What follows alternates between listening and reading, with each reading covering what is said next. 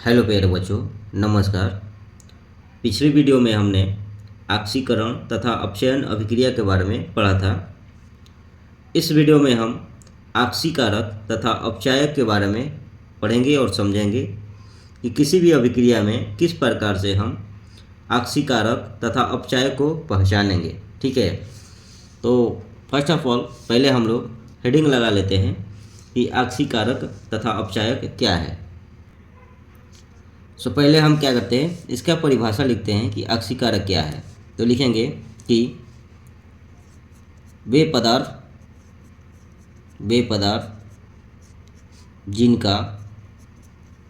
जिनका अपचयन होता है, अपचयन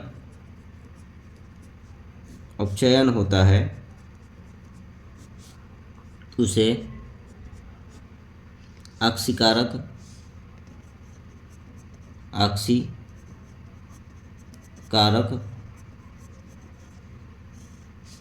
कहते हैं। यानी कि शुद्ध भाषा में बोले तो जब हम रासायनिक अभिक्रिया देखते हैं तो रासायनिक अभिक्रिया में जिसका ऑक्सीकरण होगा जिसका अपचयन होगा उसे हम ऑक्सीकारक कहते हैं। ठीक है, उदाहरण के तौर पर हम लिख सकते हैं कि जैसे कि उदाहरण लिख लेंगे कि यहाँ से भैया जैसे कि सोडियम हो गया, ठीक है, सोडियम और लेते हैं HCl। ठीक है, जब इनका अभिक्रिया कराएंगे तो आपको पता है कि सोडियम हाइड्रोजन को बाहर निकाल देता है। तो यहाँ से लिखेंगे भैया, देखिए यहाँ से बन जाएगा NaCl और हाइड्रोजन बाहर निकल जाएगा। तो हम बोलेंगे कि HCl से हाइड्रोजन बाहर निकल गया है, यानी हाइड्रोजन को बाहर निकाली गई है।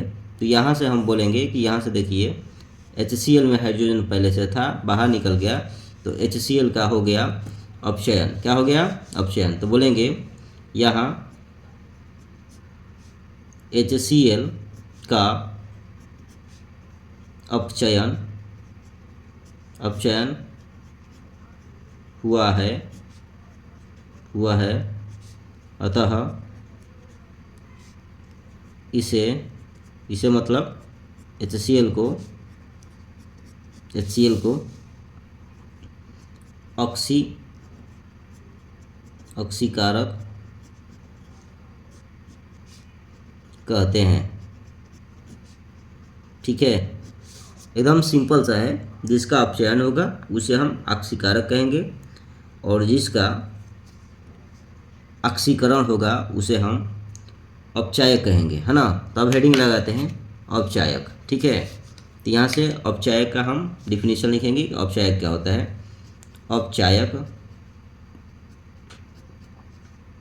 तो अपचायक वे पदार्थ जिनका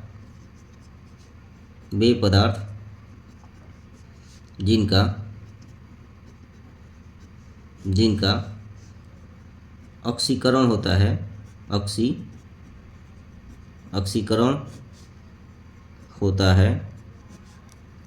ऑक्सीकरण होता है, तो उसे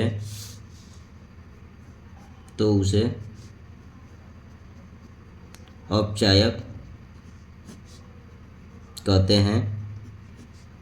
ठीक है, यानी कि अपचायक क्या होते हैं? तो जिसका ऑक्सीकरण होगा उसे हम अपचायक कहेंगे। ठीक है, जैसे कि उदाहरण के तौर पर लेते हैं, सोडियम को ऑक्सीजन से अभिक्रिया करेंगे, यहाँ से बनेगा Na2O, सोडियम ऑक्साइड बनेगा। तो यहाँ पर देखिए सोडियम में पहले ऑक्सीजन नहीं था, लेकिन यहाँ पर ऑक्सीजन जुट गया। तो बोलेंगे कि यहाँ पर ऑक्सीजन का योग हुआ है, तो इसलिए सोडियम का क्या होगा? ऑक्सीकरण होगा। तो लिखेंगे अतः यहाँ सोडियम का ऑक्सीकरण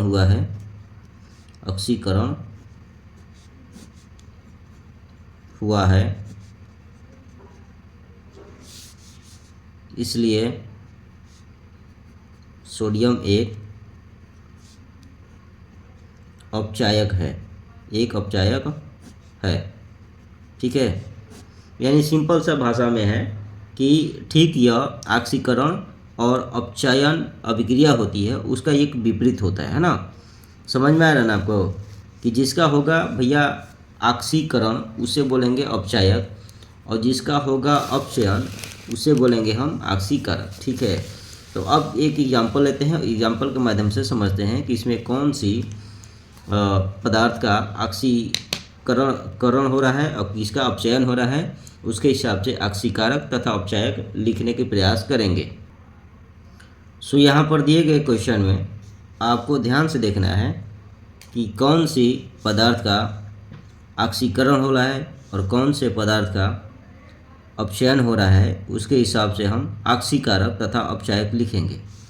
तो ध्यान से देखने योग्य बात यह है कि कॉपर ऑक्साइड प्लस का हाइड्रोजन गैस जब अभिक्रिया होती है तो कॉपर अलग हो जाता है और H2O का निर्माण होता है।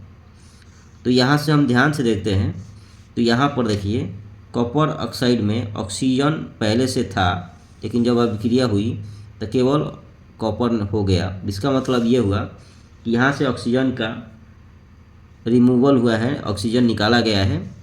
तो इसका मतलब ये होगा कि जब ऑक्सीजन किसी भी पदार्थ से बाहर निकलता है तो उससे हम बोलते हैं कि उसका हो रहा है अपचयन। तो बोलेंगे यहाँ से यह अभिक्रिया में अपचयन हुआ है। क्या हुआ है? अपचयन हुआ है। ठीक है, कोई दिक्कत? और यहाँ पर आप देख रहे हैं कि ध्यान से कि हाइड्रोजन के पास कुछ था नहीं, ऑक्सीजन नहीं था, लेकिन जब अभिक्रिया हुआ तो यहाँ पर देखिए H2O यानी कि ऑक्सीजन की योग हो गया। तो बोलेंगे यहाँ पर हाइड्रोजन जो है ना, हाइड्रोजन का हुआ है ऑक्सीकरण हुआ है। क्या हुआ है? ऑक्सीकरण हुआ है। तो लिखेंगे यहाँ पर भैया कि ये उसका हुआ है ऑक्सीकरण, ऑक्सीकरण हुआ है। ठीक है, तो इसका मतलब ये हुआ कि हाइड्रोजन का हुआ है ऑक्सीकरण और कॉपर ऑक्साइड का हुआ है अपचयन।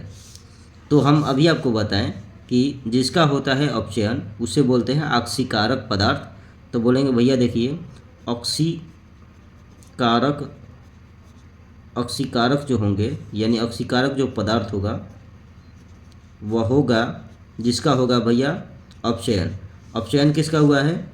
तो बोलेंगे कॉपर ऑक्साइड का अपचयन हुआ है, तो ये कॉपर ऑक्साइड हो जाएगा ऑक्सीकारक पदार्थ। ठीक है, और दूसरा बात ये लिखेंगे कि जिसका होता है ऑक्सीकरण उसे बोलते हैं हम लोग अपचायक। तो यहाँ पर अपचायक जो पदार्थ होगा वो आपका हो जाएगा कि हाइड्रोजन का हुआ है, क्या हुआ है? ऑक्सीकरण हुआ है, तो इसलिए हाइड्रोजन का हो जाएगा अपचायक पदार्थ हो जाएगा। तो ठीक इसी प्रकार से आप किसी भी समीकरण यानी कि अभिक्रिया का इस प्रकार से आप लिख सकते हैं कि किसका ऑक्सीकरण हुआ है, किसका अपचयन हुआ है, उसके हिसाब से आप बोल सकते हैं कि ऑक्सीकारक पदार्थ तथा अपचायक पदार्थ कौन है।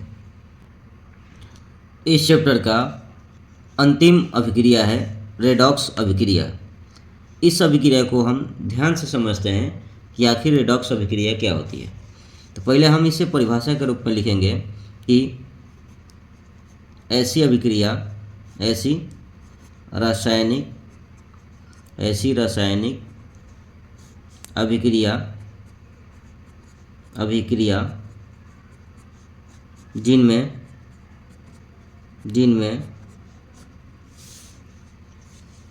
ऑक्सीकरण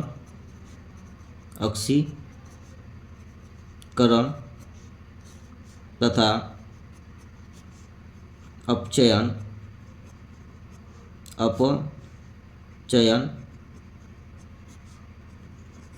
की अभिक्रिया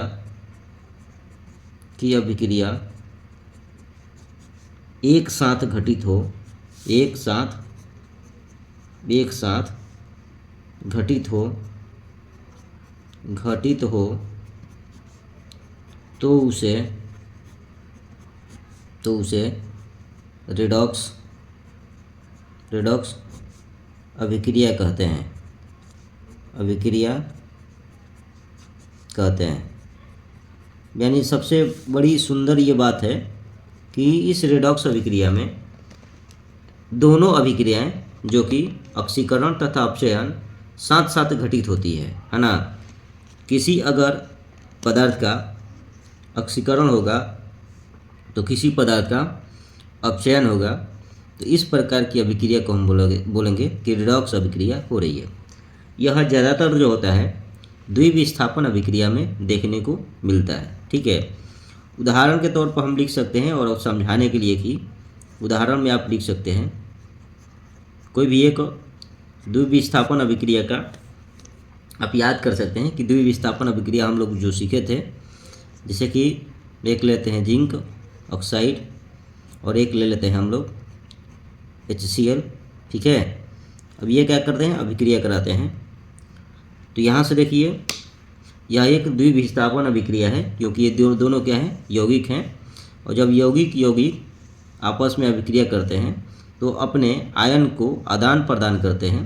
तो यहाँ से जिंक क्या करेगा, जिंक अपने आयन्स को HCl के साथ शेयर करेगा तो हाइड्रोजन यहाँ से निकल जाएगा।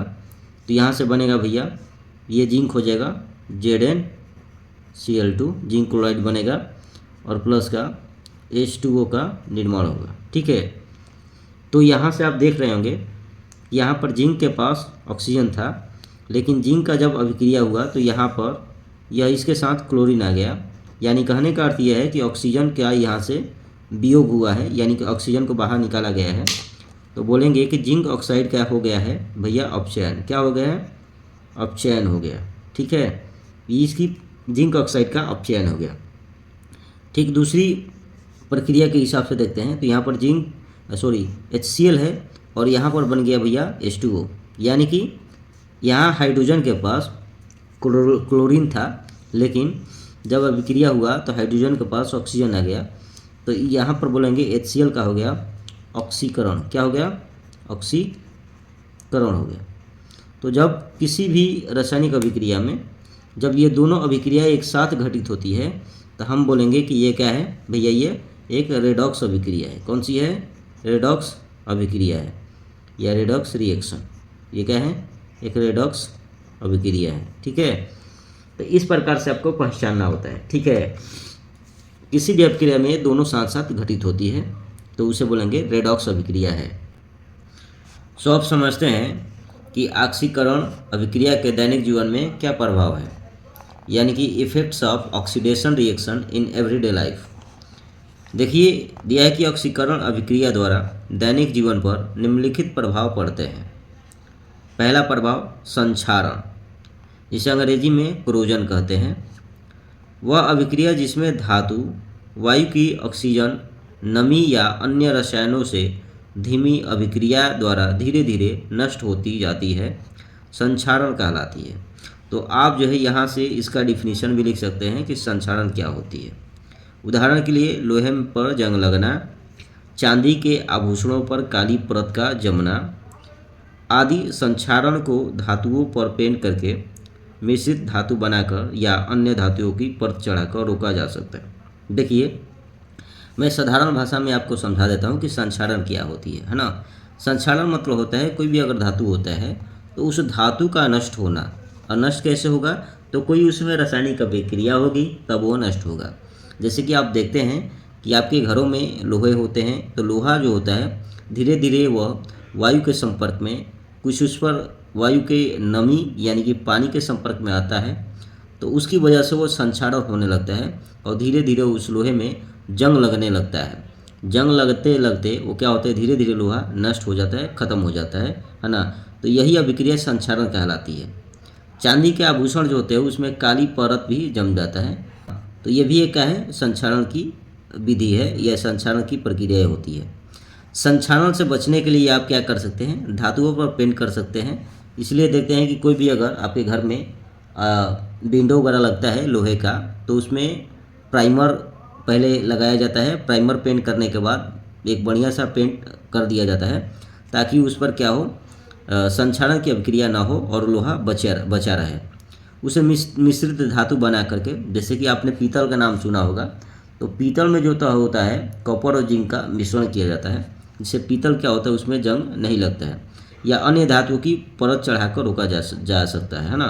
या कोई भी धातु किसी और धातु पर लोहा उस पर परत चढ़ा करके रोका जा सकता है। जैसे आपने एक नाम सुना होगा है ना, गैल्वेनाइजेशन। तो क्या करते हैं, लोहा जो होता है ना, तो लोहे पर क्या होते हैं हम, लोहे पर जिंक का परत चढ़ाते हैं, तो इस प्रक्रिया को बोलते हैं धातुओं की परत चढ़ाकर रोका जा सकता है, तो इसे गैल्वेनाइजेशन कहा जाता है ना। उसके बाद दूसरी है भाई विकृत गंधिता, जिसे अंग्रेजी में रंसिडिटी बोलते हैं, है ना। देखिए यह साधारण भाषा में बोले तो आप देखते हैं कि गर्मी के दिनों में ये ज़्यादा प्रक्रिया होती है, ठीक है, क्योंकि यह खाद्य पदार्थ को जल्दी ही खराब कर देता है। आपने एक शब्द सुना होगा आप घरों में कि खाना बासी हो गया है, ये सब नहीं खाया जा सकता है। तो बासीपन जो प्रक्रिया होती है खाना में या कोई भी खाद्य पदार्थ में, उसी को हम विकृत गंधिता या रंसिडिटी कहते हैं। इसी को थोड़ा यहाँ से समझाया गया है कि खाद्य पदार्थों में उपस्थित तेल तथा वसा के मंद ऑक्सीकरण से उनके स्वाद तथा गंध का बदल जाना विकृत गंधिता कहलाती है। यानी कोई भी खाद्य पदार्थ है जिसमें तेल है या वसा है, उसकी धीरे धीरे उसमें ऑक्सीकरण की अभिक्रिया होती है, तो उसका स्वाद तथा गंध बदल जाता है। इसी प्रक्रिया को हम रंसिडिटी कहते हैं, है ना। आपको पता होगा कि जो खाना बासी हो जाता है वो खाने पर स्वाद उसका बदल जाता है, खट्टा हो जाता है, ठीक है, और वो गंध भी देने लगता है। तो यही क्या है, रंसिडिटी की प्रक्रिया होती है। विकृत गंधिता का कारण वायवीय ऑक्सीकरण होता है, अर्थात वसायुक्त अथवा तैलीय खाद्य सामग्री को जब लंबे समय तक खुला रखा जाता है तो ये ऑक्सीकरण के कारण विकृत गंधी तथा खाने योग्य नहीं रहते हैं।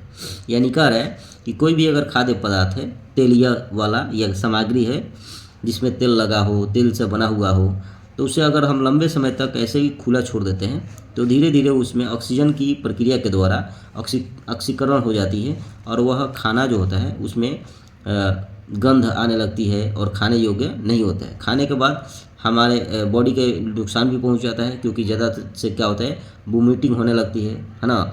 यानी कि आप उल्टी की शिकार हो जाएंगे, उल्टी बहुत ज़्यादा करेंगे तो डायरिया जैसी बीमारी भी हो जाती है। तो ये जो बासी खाना है वही विकृत गंधिता है, जो कि इसे नहीं हम खाना चाहिए। अब कह रहे हैं कि विकृत गंधिता को निम्न विधियों द्वारा रोका जा सकता है। मतलब कि कोई भी है तो हम रंसिडिटी को कैसे रोकेंगे, है ना।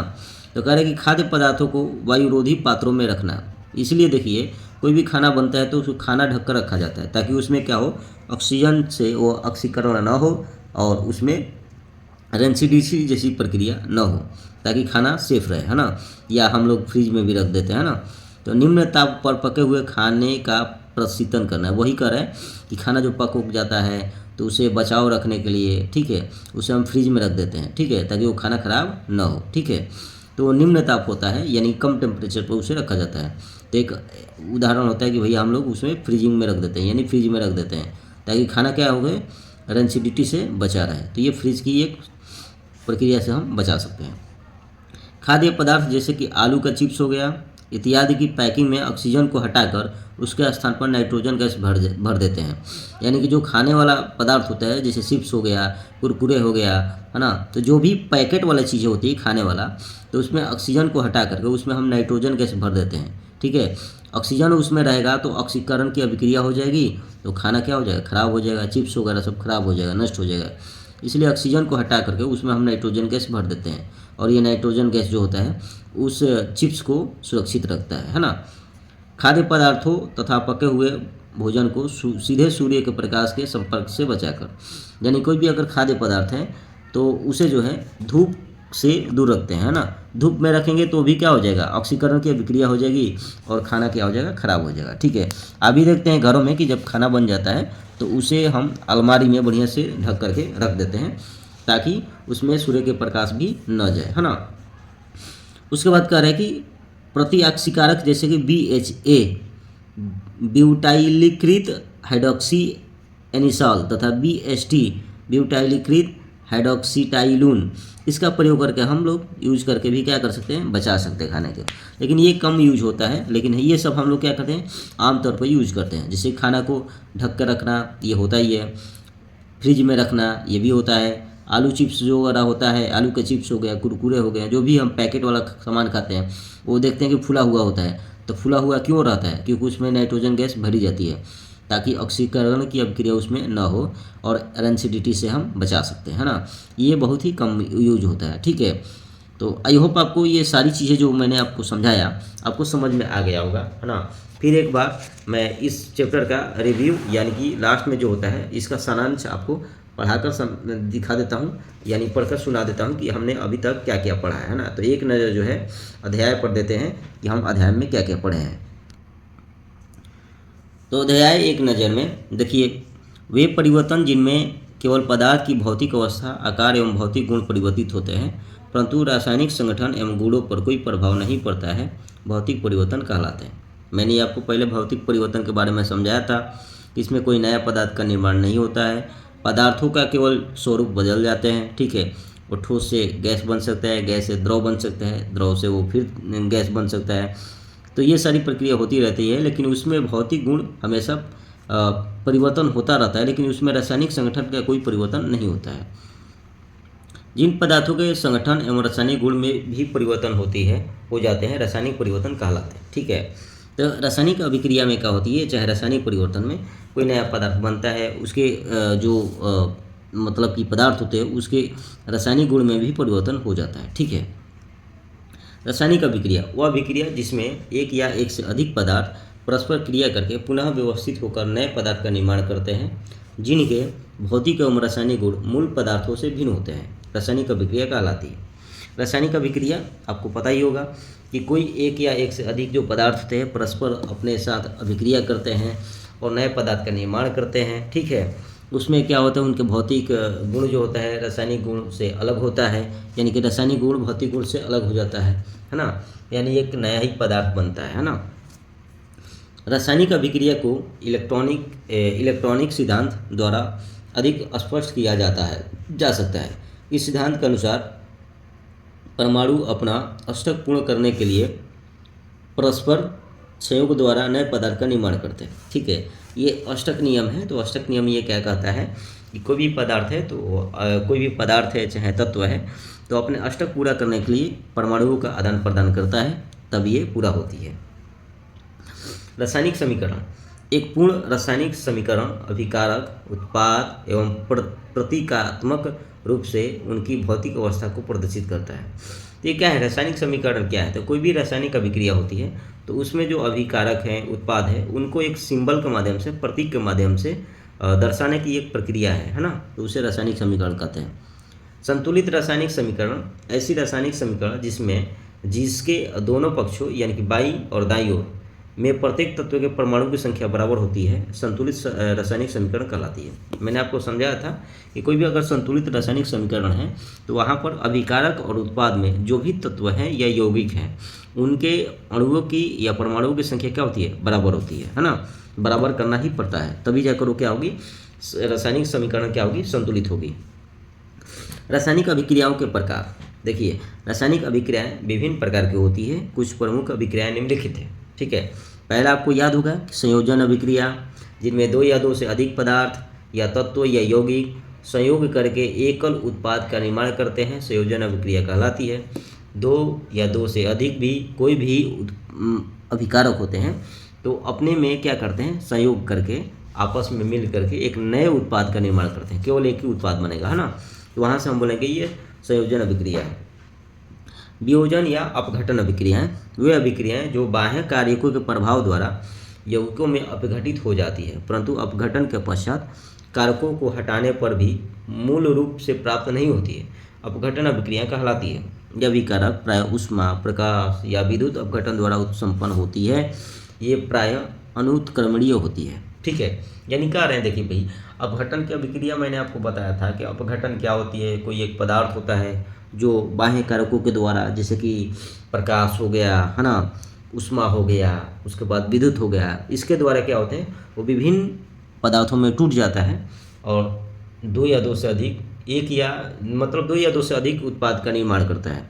तो वहाँ पर क्या होता है, कोई एक उसमें होती है, एक होता है भैया अभिकारक, क्या होता है, एक अभिकारक होता है ना, और यह अभिकारक बाह्य कारकों के द्वारा टूट करके दो या दो से अधिक उत्पाद में निर्माण हो जाता है ना। तो इसे हम बोलते हैं वियोजन या अपघटन अभिक्रिया। ठीक है। मैंने आपको बताया था कि ऊष्मा से होने वाले अभिक्रिया को ऊष्मीय अपघटन कहते हैं, प्रकाश से अपघटन वाले होने की अभिक्रिया को प्रकाश अपघटन अभिक्रिया कहते हैं, विद्युत से जो अपघटन होता है उसे विद्युत अपघटन अभिक्रिया कहते हैं। ठीक है, ये मैंने आपको सारी चीज़ें जो हैं आपको लिखवाया था। ठीक है, ऊष्मा के लिए मैंने आपको एक एग्जाम्पल दिया था, कैल्शियम कार्बोनेट जो होता है वह क्या होता है, उसको हीट करते हैं यानी ऊष्मा देते हैं तो कैल्शियम ऑक्साइड में टूट जाता है और कार्बन डाइऑक्साइड का निर्माण करता है। ठीक है, समझ में आया ना। अब ये देखिए प्रकाश वाले में मैं बताया था कि सिल्वर क्लोराइड है ना, या सिल्वर ब्रोमाइड या प्रकाश के अपघटन के कारण सिल्वर क्लोरीन या और सिल्वर और ब्रोमीन में टूट जाता है। ठीक है, विद्युत के लिए मैं बताया था कि कोई भी अगर पदार्थ है, धातु है, तो उसका जो जलीय विलयन होता है ना, उसमें बस विद्युत का प्रवाह करते हैं तो अलग अलग तत्वों में टूट जाता है। तो मैंने आपको एग्जांपल देकर समझाया है ना। तो आप अगर वीडियो शुरू से देखते हैं तो एंड तक आपको सारे चैप्टर समझ में आएंगे, है ना। अब आप देखिए लास्ट में देखेंगे, बीच वाला नहीं देखेंगे, पहले देखें लास्ट वाला तक नहीं देखें तो आपको कुछ समझ में नहीं आएगा, क्योंकि सारे चैप्टर मैं पढ़ा रहा हूँ तो आपको 1 बाई 1 वीडियो क्या है, एक दूसरे से कनेक्टेड है ना। चलिए ठीक है, आप कहने का अर्थ यह है कि वीडियो पूरा देखिए और शुरू से देखिए, है ना। चलिए, विस्थापन अभिक्रिया। ठीक है, तो हमने अभी तक संयोजन अभिक्रिया, वियोजन अभिक्रिया और आ गया विस्थापन अभिक्रिया। तो देखिए विस्थापन में क्या होता है, या प्रतिस्थापन अभिक्रिया है, वह अभिक्रिया है जिसमें अधिक क्रियाशील तत्व कम क्रियाशील तत्व के यौगिक से उस तत्व को विस्थापित कर स्वयं उसका स्थान ग्रहण कर लेते हैं, प्रतिस्थापन या विस्थापन अभिक्रिया कहलाती है। मैंने आपको एक चार्ट लिखवाया था कि भैया सोडियम पोटेशियम कैल्शियम, ये जो potassium sodium calcium magnesium aluminium, ये जो सारे चार्ट लिखवाए थे, ये देखिए, ये मैंने आपको समझाया था कि ये देखिए ये जो होता है पोटेशियम जो होता है ना, अधिक क्रियाशील धातु है ना। लास्ट में जो प्लेटिनम होता है सबसे कम क्रियाशील धातु होती है। तो एक अधिक अभिक्रियाशील तत्व जो होते हैं, चाहे धातु होते हैं, वो कम क्रियाशील तत्व या धातु को विस्थापित कर देते हैं। तो इस प्रकार की अभिक्रिया को बोलते हैं विस्थापन अभिक्रिया। ठीक है, चलिए, ऊष्माक्षेपी तथा ऊष्माशोषी अभिक्रियाएं, वे अभिक्रियाएं जिसमें ऊष्मा निर्मुक्त होती है ऊष्माक्षेपी अभिक्रियाएं कहलाती है। जिसमें ऊष्मा क्या होगी, निर्मुक्त होगी, बाहर निकलेगी, उसे क्या करेंगे, ऊष्माक्षेपी कहेंगे। हम जिसमें ऊष्मा का अवशोषण होता है ऊष्माशोषी अभिक्रियाएं कहलाती है ना। जिस अभिक्रिया में ऊष्मा बाहर निकलेगी ऊष्मा बोलेंगे क्षेपी, और जिस अभिक्रिया में ऊष्मा अंदर ली जाएगी तो उसे बोलेंगे ऊष्माशोषी अभिक्रिया। ठीक है, ऑक्सीकरण तथा अपचयन अभिक्रिया है ना। ऑक्सीकरण तथा अपचयन अभिक्रिया। ऑक्सीकरण वह अभिक्रिया जिसमें किसी परमाणु अणु या आयन से इलेक्ट्रॉन पृथक होते हैं, अर्थात उसमें इलेक्ट्रॉनों की कमी होती है, ऑक्सीकरण अभिक्रियाएं कहलाती। बोलेंगे सर नहीं समझ में आया। जैसे कि मान लीजिए सोडियम है, तो सोडियम के कितने इलेक्ट्रॉन होते हैं भैया, 11 होते हैं। तो सोडियम जब आयन बनाता है तो सोडियम होता है Na+ बनता है आयन। तो ये Na+ क्यों आया, इसलिए आया क्योंकि ये इन्होंने सोडियम भैया एगो इलेक्ट्रॉनवा दूसरे का दे दिले, है ना, ये दूसरे को क्या कर दिया, दे दिया। तो अगर मान लो इसके पास शुरू में 11 इलेक्ट्रॉन था, अब एगो दे ये दिया तो कितना इलेक्ट्रॉन बचा, 10 ना बचा। तो बोले भैया देखो इसके इलेक्ट्रॉन में क्या हो गई, कमी हो गई। तो यही बतिया समझा रहा है कि अगर इलेक्ट्रॉन में कमी होगी तो उसमें क्या आएंगे, प्लस का चार्ज आएगा, है ना, प्लस का आयन आएगा। तो इस प्रकार की अभिक्रिया को क्या बोलेंगे, ऑक्सीकरण बोलेंगे, जिसमें इलेक्ट्रॉन की कमी होती है ना।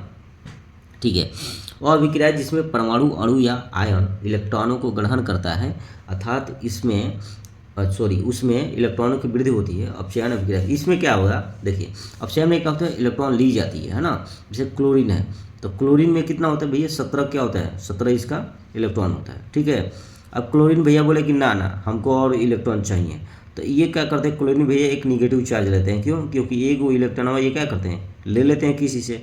तो पहले तो क्लोरीन के पास कितना था भैया, 17 इलेक्ट्रॉन था। अब कितना इलेक्ट्रॉन हो गया, 18 हो गया, क्योंकि एक लिया है तो निगेटिव चार्ज आया है। तो देखिए इसमें इलेक्ट्रॉन की क्या हो गई, वृद्धि हो गई। तो जब वृद्धि होगी इलेक्ट्रॉन की संख्या की तो अपचयन बोलेंगे, और जिसमें इलेक्ट्रॉन की संख्या कमी होगी तो ऑक्सीकरण बोलेंगे। आई होप आपको समझ में आ गया। और साधारण भाषा में देखिए भाई, इसमें ऑक्सीजन का योग होता है ऑक्सीकरण में, इसमें हाइड्रोजन का योग होता है अपचयन में, इसमें हाइड्रोजन का वियोग होता है और इसमें हाइड्रोजन का योग होता है। समझ में आ रहा ना, सारी प्रक्रिया मैंने आपको बताया था। इसमें मैंने आपको बताया था कि भाई देखिए जो भी ये तो आपको समझा दिया ना कि इलेक्ट्रॉन भागेगा तो इस पर प्लस का चार्ज आएगा, इसमें निगेटिव का चार्ज आएगा। ठीक है, चलिए हटाइए। रेडॉक्स अभिक्रियाएं, ऐसी अभिक्रियाएं जिनमें ऑक्सीकरण तथा अपचयन प्रक्रम एक साथ ही क्या लिखा है जी, अपचयन प्रक्रम एक साथ ही समय पर घटित होते हैं। ये 2 बार ही लिख दिया है भैया, हंस का है रहा है जी, ही काटो, हई काटो, ठीक है। प्रक्रम एक साथ ही समय पर घटित होते हैं, मतलब कि रेडॉक्स अभिक्रिया में क्या होती है कि ऑक्सीकरण और अपचयन दोनों एक साथ घटित होता है ना, तो उसे हम बोलते हैं रेडॉक्स अभिक्रिया, है ना।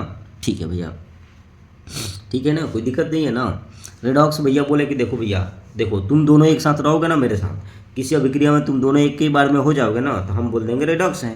अलग अलग हो जाओगे तो भैया तुम अलग हो गए तो तुम्हारा नाम अलग है, तुम्हारा नाम अलग, और दोनों एक साथ रहोगे तो तुम्हारा नाम हो जाएगा रेडॉक्स अभिक्रिया। ठीक है भैया।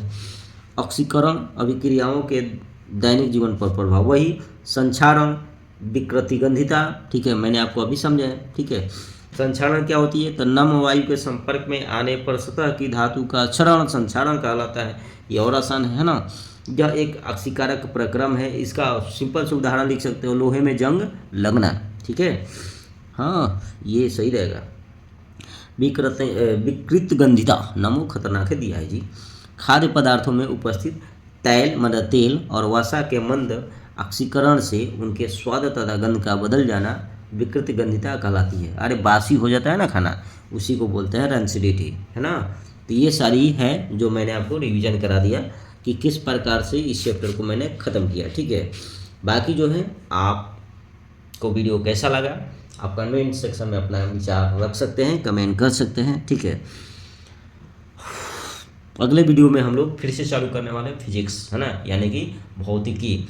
उसमें हम लोग चालू करेंगे, अभी तक हमने तो लेंस पढ़ा है, तो लेंस के आगे वाला जो चैप्टर है उसका नाम है भैया वंडरफुल आई वाला, मतलब कि मानव नेत्र वाला, है ना। तो हम नेत्र वाला पढ़ेंगे। नेत्र में भी बहुत सारे सवाल पूछे जाते हैं, तो भी पढ़ना जरूरी है हमारे लिए।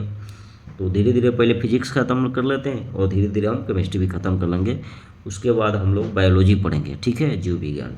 ठीक है, चलिए बताइए आपको वीडियो कैसा लग रहा है और क्या आपको कुछ सीखने को मिल रहा है कि नहीं मिल रहा है ना। कमेंट सेक्शन में ज़रूर कमेंट कीजिए और ये भी कमेंट कीजिए कि आप ये वीडियो कहाँ से देख रहे हैं, है ना, आप किस क्लास में और किस शहर में पढ़ते हैं। ठीक है, हाँ मिलते हैं नेक्स्ट वीडियो में, है ना माय डियर स्टूडेंट। तो एक छोटा सी रिक्वेस्ट है, आप तो जानते ही हैं कि वीडियो को लाइक कर दीजिए, चैनल को सब्सक्राइब कीजिए और बेल आइकन जरूर प्रेस कर दीजिएगा ताकि आने वाले वीडियो को नोटिफिकेशन आपको मिलता रहे। बाय बाय, धन्यवाद।